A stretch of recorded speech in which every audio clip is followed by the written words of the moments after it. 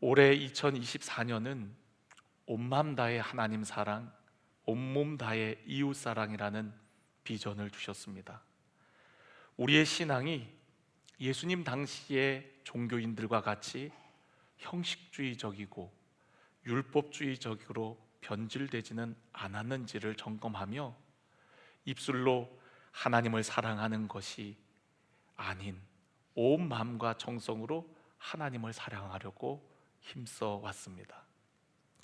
그래서 다양한 프로그램과 또 성경 공부, 또 훈련들을 통해서 우리의 마음을 자꾸 새롭게 하려고, 일깨우려고 했습니다. 그리고 말뿐인 사랑이 아닌 실천적 이웃사랑의 삶을 살고자 노력했습니다. 그래서 각 부서와 선교회가 가까운 이웃과 지역을 돌아보는 사랑의 섬김을 하려고 애썼어요.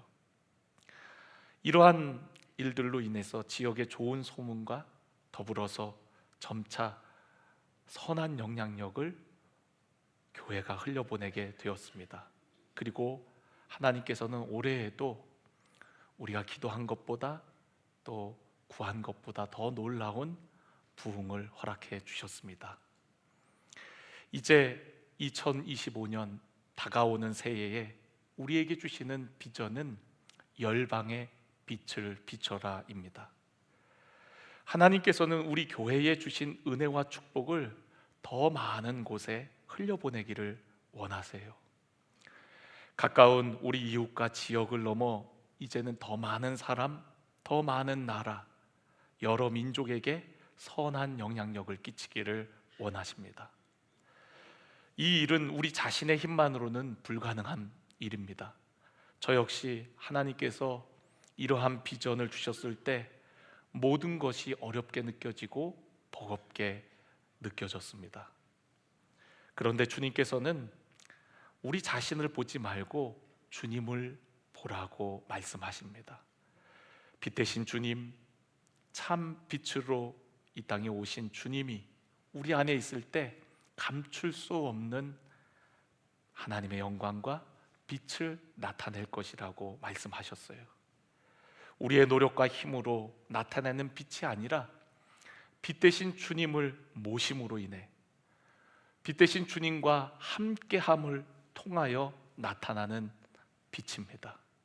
성도 한 사람 한 사람이 주님과 온전히 연합할 때 놀라운 빛의 능력을 경험하게 될 것입니다.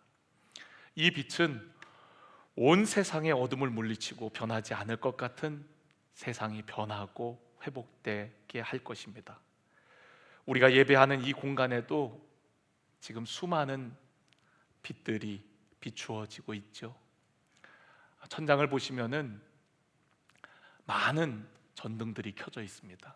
그런데 이 전등들이 꺼져 있을 때에는 이 장소는 어둠이요 암흑과 같습니다. 그런데 이 전구들이 모두 켜지고 나면은 어두움을 찾을 수 없을 정도로 이 공간은 너무나도 빛으로 환한 공간이 되어지는 것이죠. 그런 것처럼 우리들 한 사람 한 사람이 빛이 되어서 세상 속으로 흩어질 때에 마치 이 전등과 같이 이 공간 곳곳을 비추어서 어둠을 물러나게 했던 것처럼 우리 사랑하는 성도 여러분 한 분 한 분을 통하여서 이 땅의 어둠이 물러가고 빛 가운데 참 생명이신 예수님께로 수많은 사람들이 나아오는 역사가 있게 되어질 줄로 믿습니다. 오늘 본문 말씀이 바로 이와 같은 일들을 말하고 있어요. 이사야 선지자가 활동하는 그 시대는 이스라엘 백성들이 이방 민족들로 인하여 말할 수 없는 고통 가운데 있었습니다. 그들이 그러한 고통을 당했던 이유들은 근본적으로 빛 대신 하나님을 떠났기 때문이었어요. 빛을 말씀으로 창조하신 하나님을 떠난 이스라엘 백성들은 그야말로 어둠이었습니다. 흑암이었어요. 고통 중에 있던 이스라엘 백성들에게 하나님께서는 그들을 긍휼히 여기셔서 그들을 회복시키기로 작정하십니다. 그 회복의 첫 시작이 바로 하나님께서 그들과 함께 하시는 것이었어요. 어둠 가운데 있는 백성들이었지만 하나님께서 그들 위에 임하셔서 그들로 하여금 영광의 백성들로 변화시켜 나가시는 것이죠.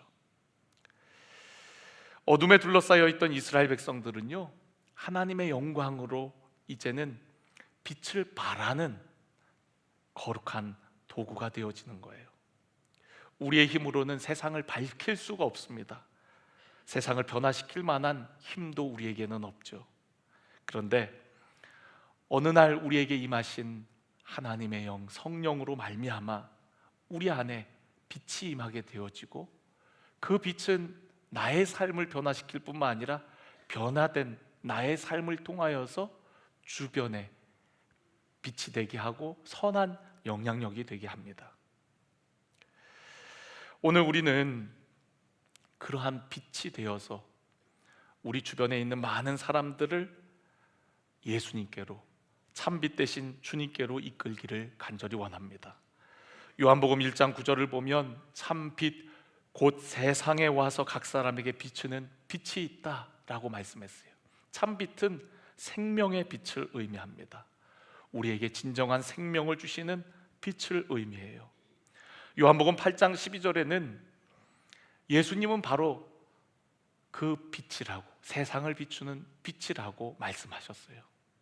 세례 요한은 참 빛을 증거하고 예비하는 역할을 했다면, 세례 요한 뒤에 오시는 예수님이 바로 참 빛이어서 세상을 비추게 되어진다라고 말씀하는 겁니다. 그래서 예수님 자신이 바로 세상의 빛이라고 말씀하셨어요. 요한계시록 마지막 장을 보면은 천국의 모습을 보여주는데, 천국에는 없는 몇 가지들이 있는데 그 중에 하나가 밤이 없습니다. 그리고 어둠을 밝히는 등불이나 태양이, 햇빛이 쓸데없다라고 얘기합니다. 왜냐하면 주 하나님이 그들에게 비추시기 때문이라고 말씀해요. 하나님 그분이 바로 빛 자체이고, 또 하나님이 계신 천국은 하나님으로 인해서 등불이나 햇볕이 필요 없다라는 거예요. 다시는 밤이 없겠다고 말씀하셨습니다. 하나님과 연합된 우리들, 하나님을 내 마음에 영접하고 따르고자 하는 우리들 역시도 세상의 빛이라고 말씀하셨어요. 예수님께서는 요한복음에 너희는 세상의 빛이라 라고 선언하셨습니다. 빛이 되어가는 존재들이 아니라 주님을 따르는 우리들이 빛이라고 말씀해 주셨어요. 사도 바울은 에베소서 5장 8절에 보면 너희가 전에는 어둠이더니 이제는 주 안에서 빛이라, 주 안에 있는 우리들이 바로 빛이라 라고 말씀하고 있고요, 빛의 자녀들처럼 행하라, 빛의 아들이신 예수 그리스도처럼 이제는 우리가 예수님의 동생처럼 하나님의 자녀된 자들로서 빛의 자녀들처럼 행할 것을 우리에게 말씀했습니다. 그렇다면 우리가 어떻게, 어떠한 빛을 비추어야 하는 겁니까? 빛에도 여러 종류가 있잖아요. 근데 저는 오늘 여러분들에게 세 가지 함께 나누려고 합니다. 첫 번째는 한번 따라해 볼까요? 영광의 빛을 비추자. 할렐루야. 하나님의 영광이 임한 백성들에게 일어나 빛을 발하라고 우리에게 명령하고 있어요. 오늘 우리가 읽은 본문 말씀, 일어나라 빛을 발하라, 이는 내 빛이 이르렀고 여호와의 영광이 내 위에 임하였습니다. 2절을 보니까 보라 어둠이 땅을 덮을 것이고 캄캄함이 만민을 가리우려니와, 온 세상이 어둠 가운데 있다는 거죠. 오직 여호와께서 내 위에 임하실 것이며 그의 영광이 내 위에 나타나리라. 하나님께서 임하시면 하나님의 영광이 내 위에 나타나게 될 것이라고 말씀하십니다. 하나님의 영광, 하나님이 우리와 함께 하시는 것, 그것은 하나님의 임재를 의미합니다. 하나님의 임재가 있는 사람은 하나님의 영광을 드러내게 되어진다는 거예요.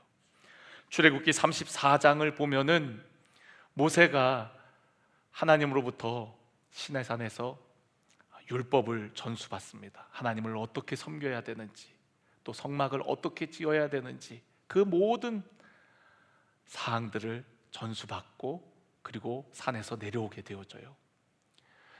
오랜 시간 동안 하나님과 연합하고 하나님과 함께하고 하나님과 교제한 모세가 백성들 가운데 나타나자 백성들은 두려워했습니다.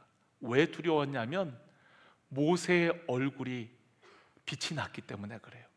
모세의 얼굴에서 광채가 났기 때문에 그렇습니다. 크림을 발라서가 아니라 모세의 얼굴에서 아무것도 하지 않았는데 그 얼굴에 광채가 나는 거예요. 그 모습을 보고 백성들이 두려워하며 하나님을 경외합니다. 하나님과 연합하니까, 하나님과 함께하니까, 하나님과 친밀한 교제를 나누니까 모세의 얼굴에도 하나님의 영광의 광채가 드러나는 것이죠. 오늘날 교회가 사람들의 조롱과 비웃음거리가 되는 이유는 다른 이유가 아니라 하나님의 영광을 잃어버렸기 때문에 그렇습니다. 사무엘상 4장을 보면 이스라엘 백성들이 하나님을 경외하지 않고 하나님을 수단으로 여기는 모습을 보게 되어져요. 하나님의 말씀대로 순종하지 않고 하나님께 드리는 제사를 멸시하고 하나님을 경외하지 않습니다. 그리고 필요할 때만 하나님을 찾는 거예요. 이스라엘 백성들이 블레셋으로 인해서 많은 고통 가운데 있었습니다. 전쟁에서 계속 패하는 거예요.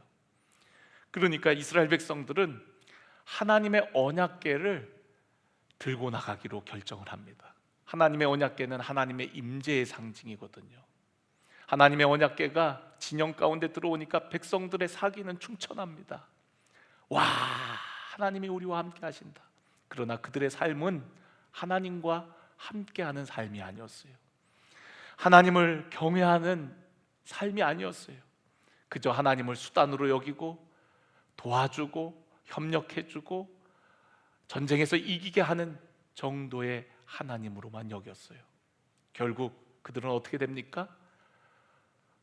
전쟁에 패했을 뿐만 아니라 언약궤를 빼앗기게 되어집니다. 이 소식을 들은 그 당시 대제사장 엘리는 그 자리에서 죽게 되어지고요. 이 모든 일들을 전해 들은 엘리의 며느리 비느하스의 아내였던 그 여인은 출산 중에 있었는데 그 소식을 듣고는 아이의 이름을 이가봇이라고 짓습니다. 이가봇은 하나님의 영광이 우리를 떠났다라는 뜻이에요. 하나님의 영광이 떠나니까 이스라엘 백성들은 모욕받고 짓밟히는 거예요. 블레셋 군대에게. 예수님도 이와 같은 말씀을 하셨죠. 우리 그리스도인들이 그리스도인답지 못할 때, 우리 그리스도인들이 세상에서 빛과 소금의 역할을 감당하지 못할 때 우리들은 마치 맛이른 소금과 같이 밖에 버리워져 사람들의 발에 밟힐 뿐이라고 주님께서 우리에게 말씀하셨습니다. 그러니까 여러분, 우리가 하나님을 섬기되 필요할 때만 찾으면 안 되고 정말 하나님을 섬기고 경외하는 삶이 얼마나 중요한지 몰라요. 교회가 먼저 회복해야 할 것은 하나님의 영광입니다. 하나님의 영광이 가득하다면 세상은 교회의 다름을 인정할 것이고 세상은 그러한 교회가 힘이 있어서가 아니라 그런 하나님의 영광이 가득한 성도들을 두려워할 것입니다. 존중할 것입니다. 하나님의 영광이 언제 가득합니까? 그것은 하나님을 섬길 때, 하나님을 예배할 때 하나님의 영광이 가득합니다. 출애굽기 40장을 보면은 이스라엘 백성들이 성막을 짓고서 하나님 앞에 예배를 드려요. 그런데 그곳에 하나님의 영광이 충만한 모습을 보게 되어집니다. 구름은 하나님의 임재의 상징입니다. 출애굽한 이스라엘 백성들이 광야로 나왔을 때에 구름 기둥과 불 기둥이 그들을 인도했다 그랬어요. 구름 기둥이 바로 하나님의 임재의 상징이고 그들을 인도함을 가시적으로 나타내는 표시였어요. 그런데 성막 가운데 하나님의 임재가 가득하니까 구름이 가득한 겁니다. 그 모습을 보면서 이스라엘 백성들은 하나님의 영광을 보게 되어지는 거예요. 또한 솔로몬이 성전을 지었을 때에 그곳에 구름이 가득하고 하나님의 임재가 강력하게 나타나니까 백성들이 그 앞에 엎드립니다. 또한 제사장들이 능히 서서 섬기지 못하고 그 앞에 엎드립니다. 하나님의 임재 앞에 엎드리는 모습을 볼 수가 있어요. 우리가 하나님을 예배할 때 그곳에 하나님의 영광이 가득해지는 거예요. 요한계시록을 읽어보면 수많은 예배의 모습들을 보게 되어집니다. 하나님의 보좌 앞에서 성도들과 수많은 천군 천사와 그리고 회복된 만물들이 하나님을 찬양하는 모습을 보게 되어집니다. 요한계시록은 예배의 책이에요. 예배에 관련된 책이에요. 사람들이 하나님의 임재 앞에 찬송과 영광을 올려드립니다. 구원받은 성도들에게도 하나님의 영광이 임해서 그들은 세마포와 같은 흰 옷을 입고 하나님 앞에 나아가는 모습을 보게 되어져요. 그러니까 여러분, 우리가 하나님을 섬길 때 우리 안에 하나님의 영광이 가득해지는 거예요. 하나님께서 우리 안에 임하셨을 때에 우리는 하나님을 예배합니다. 하나님 앞에 엎드릴 때 하나님의 충만한 영광, 기름 부으심을 경험하게 되어지는 것이죠. 그렇기 때문에 예배가 중요한 겁니다. 올 한 해 정말 예배에 힘써 오신 여러분들, 주님의 풍성한 은혜가 있었는 줄로 믿습니다. 새해에 더 예배의 자리를 사모하시고 하나님의 영광 가득한 그 예배를 사모하시기를 주의 이름으로 간절히 축원합니다. 예배를 통해서 우리는 하나님의 강력한 임재를 경험하고 예배가 바로 구원 얻은 성도들의 당연한 모습이요, 또한 선교의 목적 역시 또 모든 민족이 하나님을 예배하는 거거든요. 그러니까 우리 신앙의 가장 궁극적인 우리의 삶의 신앙의 방향이 바로 예배에 있는 거거든요. 오늘 저와 여러분이 예배의 성공자가 되길 원합니다. 2025년 예배를 통한 하나님의 임재와 영광이 가득해서 여러분들이 하나님의 영광의 도구로 쓰임받기를 간절히 축원합니다. 두 번째는 여러분, 복음의 빛을 비추어야 합니다. 주님께서는 우리를 위해 이 땅에 오셨어요. 또한 화목제물이 되셨습니다. 우리의 모든 죄를 담당하시고 또한 우리를 위해 죽으심으로 우리로 하여금 하나님 나라의 영광스러운 상속자가 되게 하셨습니다. 부활하신 주님은 제자들에게 하나님 나라에 대해 가르치셨어요. 40일 동안 하나님 나라의 일을 가르치시고 승천하셨습니다. 승천하실 때 우리에게 명령하셨어요. 너희는 가서 모든 족속으로 제자를 삼아 세례를 주고 분부한 모든 것을 가르쳐 지키게 하라고 말씀하셨습니다. 뿐만 아니라 아버지께서 약속하신 성령을 기다리라고 당부하셨어요. 왜냐하면 성령이 임하셔야 권능을 받고 땅끝까지 이르는 증인이 될 수 있기 때문에 그렇습니다. 증인은 죽음을 각오한 순교자를 의미합니다. 증인은 무언가를 증거하는 사람입니다. 복음이신 예수님을 증거하는 것입니다. 복음 증거자가 되는 거예요. 그런데 그 증인은 내 힘으로 되는 것도 아니고 되고 싶다고 되는 것이 아니라 성령께서 우리 안에 임하실 때 권능 받고 증인된다고 말씀하십니다. 성령님은 우리 안에 오시면 주님을 알게 하세요. 가르쳐 주시고 인도해 주십니다. 그리고 바르게 알게 된 그 주님을 전할 수 있도록 우리 안에 역사하십니다. 그래서 여러분, 성령 받은 우리들은 복음을 전하게 되어져요. 복음을 노래하고 외치게 되고 우리의 삶의 자리에서 전하게 되어집니다. 아직도 이 땅 가운데에는 어둠 가운데 복음의 빛을 발견하지 못하고 죽어가는 수많은 영혼들이 있습니다. 그들에게 한시라도 빨리 다가가서 여러분, 복음의 빛, 생명의 빛을 비추어 주시기를 간절히 원합니다. 고린도후서에 보면 사단은 지금도 사람들의 마음을 혼미하게 하여서 복음의 광채가 비추지 못하게 하고 있다라고 말씀하고 있어요. 여기에 아무리 많은 전등들이 켜져 있어도 천장 판자로 가로막으면 그 빛은 우리에게 비추어질 수가 없습니다. 그런 것처럼 복음의 빛을 사단이 가로막고 있기 때문에 사람들의 마음에 그 생명의 빛이 비추어지지 못하고 있다라는 거예요. 그렇기 때문에 우리가 가야 되는 겁니다.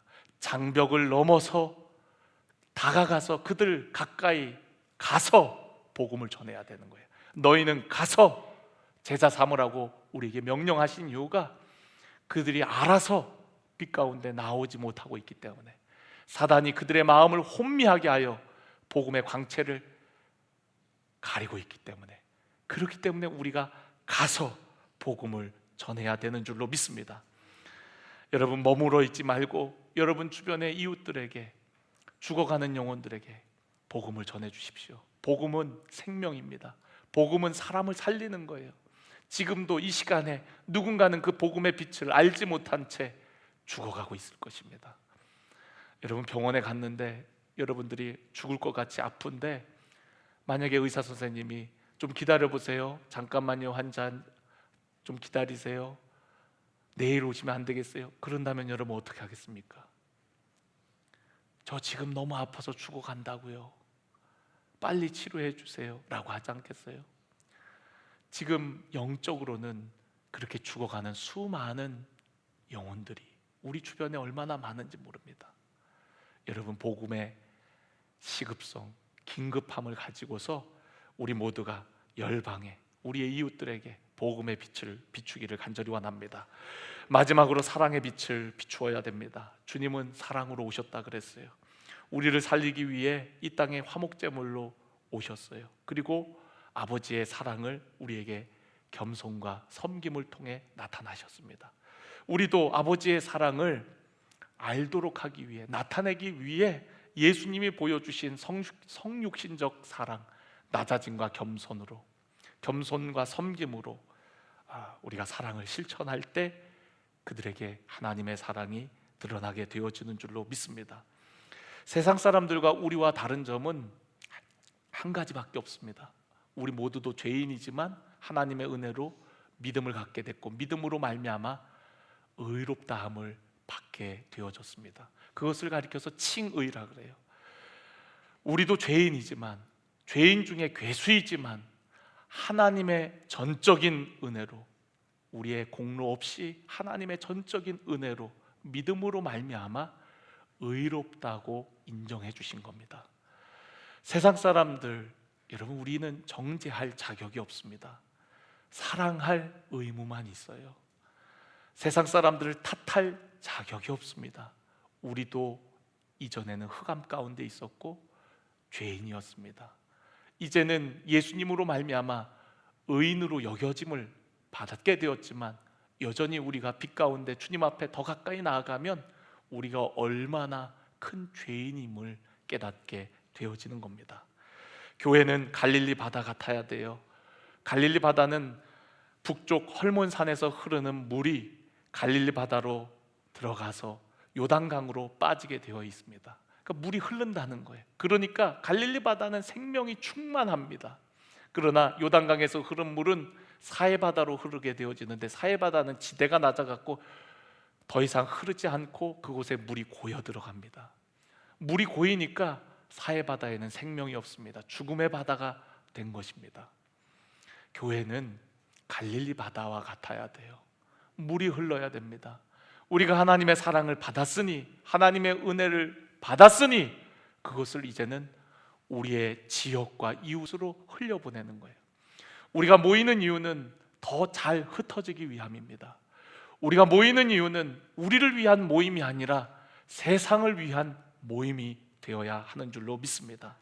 나누고 베풀고 흘려보내면 마이너스가 될 것 같지만 하나님께서는 넘치도록 채우시고 우리 안에 생명의 역사, 하나님의 놀라운 풍성한 기적을 경험하게 하셨습니다. 그렇기 때문에 우리는 더 많이 이웃을 향하여서 사랑을 전해야만 합니다. 에스겔서 47장에 보면 성전에서 흘러나온 물이 번성하게 하고 모든 것이 되살아나게 하는 모습을 보게 되어집니다.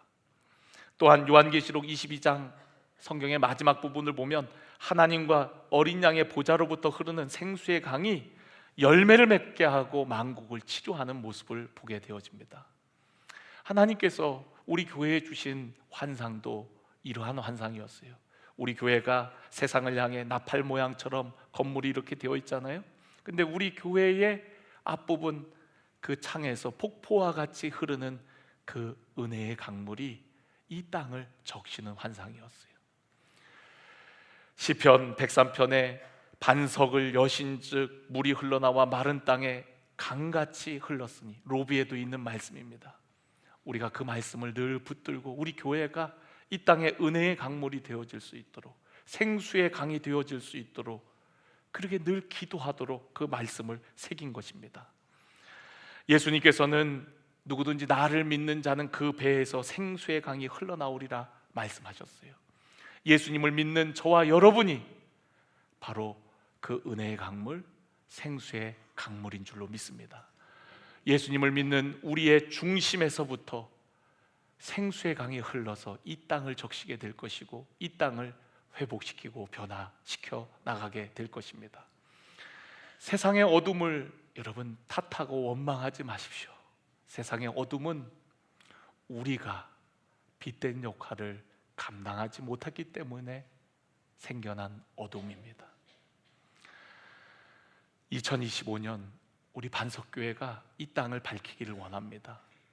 교회된, 성전된 우리 한 사람 한 사람이 이 땅을 밝혀서 이 땅에 수많은 영혼들이 주께로 나아오는, 이사야서 60장을 다 읽어보면 나라들이 빛으로, 왕들이 비치는 광명으로, 뿐만 아니라 사방에서 무리들이 다 모여오고 나갔던 자들, 잃어버렸던 자들이 돌아오는 역사, 그 역사가 우리 반석교회를 통하여 우리 교회된 우리 한 사람 한 사람들이 빛의 역할을 감당함으로 인해서 그런 회복의 역사, 하나님이 부어주시는 놀라운 부흥의 기적들이 펼쳐지기를 간절히 소망합니다.